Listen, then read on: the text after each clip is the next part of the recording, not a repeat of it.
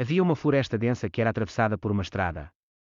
Como era a única forma de chegar ao outro lado, evitando uma volta de dezenas de quilómetros, esta estrada era frequentada por todos os que tinham muita pressa mas pouco medo. Havia perigo de ladrões e animais selvagens nas passagens estreitas entre penhascos, e as 3 velhas pontes de pedra e madeira solta sobre o rio revolto que poucos tinham coragem de atravessar. Mais ou menos a meio caminho entre as primeiras e as últimas árvores, numa curva da estrada, um vendedor montava a sua bancada de madeira.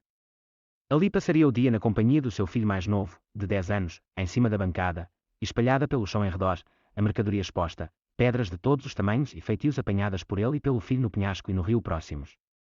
Havia umas do tamanho de abóboras gigantes, colocadas no chão, outras como a cabeça do vendedor.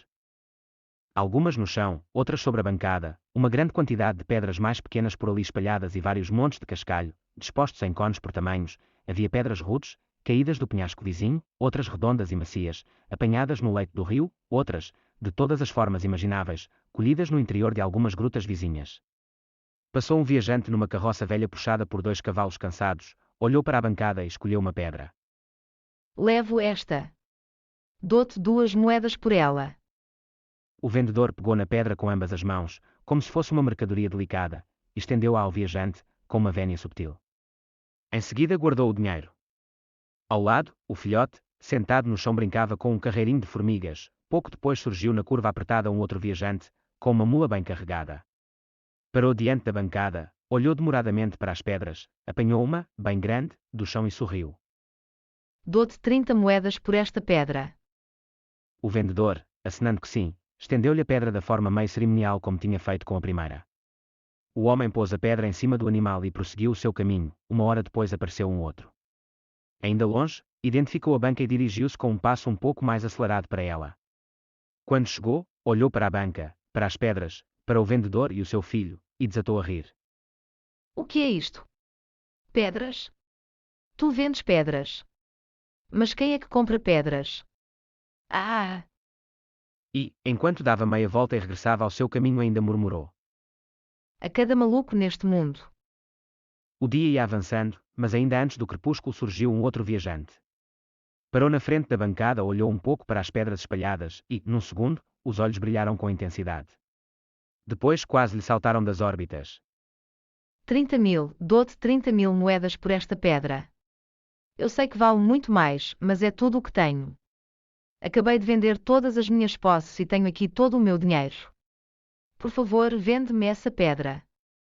O vendedor, tranquilo, sorriu, pegou na pedra com cerimónia, como anteriormente, e estendeu-lhe para que a levasse. Depois guardou o dinheiro e começou a arrumar a banca. O dia chegara ao fim, a caminho de casa o filho, que tinha estado calado todo o dia, ali, aparentemente distraído com as brincadeiras, perguntou ao pai. Pai, por que é que vendes pedras? O pai, de poucas palavras respondeu, porque, há pessoas que as compram filho. Não satisfeito com a resposta, o garoto insistiu. E por que é que as pessoas as compram? Não sei. E por que é que algumas dão tanto dinheiro por uma pedra, outras dão menos e outras ainda, além de não comprarem nenhuma, ainda brincam e gozam contigo por venderes pedras? Também não sei, mas, se és assim tão curioso, quando os viajantes regressarem, pergunta-lhes. No dia seguinte, a criança não se sentou no chão como de costume. Olhava para a curva da estrada à espera, ansiosa pelo regresso dos viajantes. Mais viajantes passaram, alguns compraram pedras, dando diversos valores, outros não compraram nenhuma, outros riram e gozaram. Todos os dias, a criança ali ficava, de olho na curva da estrada, esperando o regresso dos viajantes para lhes fazer a pergunta. Um dia, viu 2 cavalos cansados ao longe, lado a lado, que regressavam pelo mesmo caminho por onde haviam desaparecido vários dias antes.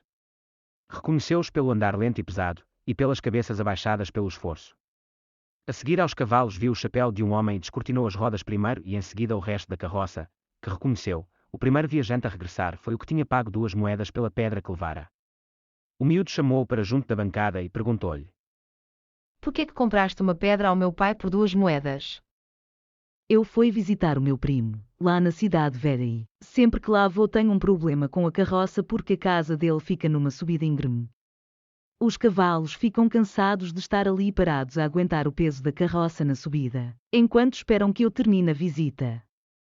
Vi a pedra e achei que era um calço perfeito para colocar debaixo de uma das rodas. Assim o peso da carroça recai sobre a pedra e alivia os pobres cavalos. Funcionou na perfeição, as melhores 2 moedas que já gastei. O miúdo deu-se por satisfeito e o viajante retomou o seu caminho. Passadas que foram algumas horas regressou o segundo viajante, o que tinha pago 30 moedas pela pedra, vinha ligeiro e montado na sua mula. Senhor. Senhor. Posso fazer-lhe uma pergunta? Quando o viajante se aproximou ele continuou. Por que compraste ao meu pai uma pedra por 30 moedas? Porque vou casar no próximo ano e preciso construir uma casa. Aquela pedra que comprei era perfeita para o ângulo da soleira. Já quase tinha desistido de achar tal pedra, mas quiseram os deuses que a achasse aqui. Estou muito feliz pois já posso prosseguir com a construção. O rapaz agradeceu e o homem partiu. Ao final do dia, quase ao entardecer, regressou o quarto viajante, o que tinha entregue todas as suas posses por uma pedra. Surgiu montado num carro puxado por 6 cavalos brancos e, atrás dele, uma comitiva formada por carroças carregadas de bens, e um séquito de criados, músicos, bailarinos e bailarinas.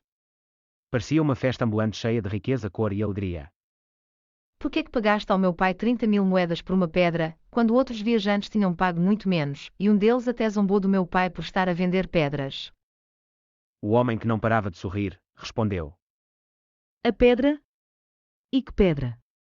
Eu negocio em pedras preciosas, mas o negócio não estava a correr bem e por isso tinha desistido, vendido tudo e ia regressar à casa dos meus pais, depois de 30 anos de ausência. A pedra que comprei ao teu pai é o maior diamante bruto que alguma vez alguém viu, valia 3 vezes o que paguei por ela e, depois de lapidado, vale 1000 vezes mais. Contratei o melhor lapidador da região e vendi o diamante. Hoje sou mais rico que o rei e quero pagar ao teu pai o que não podia pagar. O rapaz estava com os olhos arregalados. Dos sacos meio abertos em cima da bancada caíam moedas de ouro. Com agradecimento o homem prosseguiu o seu caminho com a música e a dança atrás dele. Depois de terem passado, os sons continuaram a ouvir-se, e quando na floresta, durante muitos minutos, com os sacos de ouro arrumados no alforje, o pai do rapaz começou a desmontar a bancada. O garoto estava ao mesmo tempo exuberante com tanta riqueza e confuso. No caminho de casa disse: Pai, perguntei aos homens por que tinham comprado as pedras e continuo sem entender. Explica-me. O diamante estava na bancada quando os outros viajantes lá passaram, mas cada um tinha o seu desejo e a sua necessidade. Um estava preocupado com um calço para a carroça, viu o diamante e pensou que era uma pedra sem valor, para o fim que tinha em mente. O outro procurava uma pedra angular, o terceiro tinha fome e as pedras não se comem, por isso não viu qualquer valor em nenhuma delas. Filho, os homens não veem o mundo como ele é, mas como eles são. Por isso o valor de uma pedra não está na pedra, mas na pessoa que a encontra. Pai, com tanto dinheiro que ganhaste, agora podemos deixar o negócio das pedras e ir viver para uma casa boa na cidade, comer boas comidas e beber boas bebidas, ter criados para fazerem as tarefas domésticas e não precisas de pensar em mais nada, não é assim? Amanhã de manhã, como habitualmente, iremos para a beira da estrada vender as nossas pedras, pois nós mesmos não sabemos o valor das pedras que possuímos até que elas comecem a exercer a sua magia e a mudar a vida das pessoas. O filho não entendeu lá muito bem, mas calou-se. Um minuto depois disse: Tenho fome. O pai sorriu e foi preparar o jantar.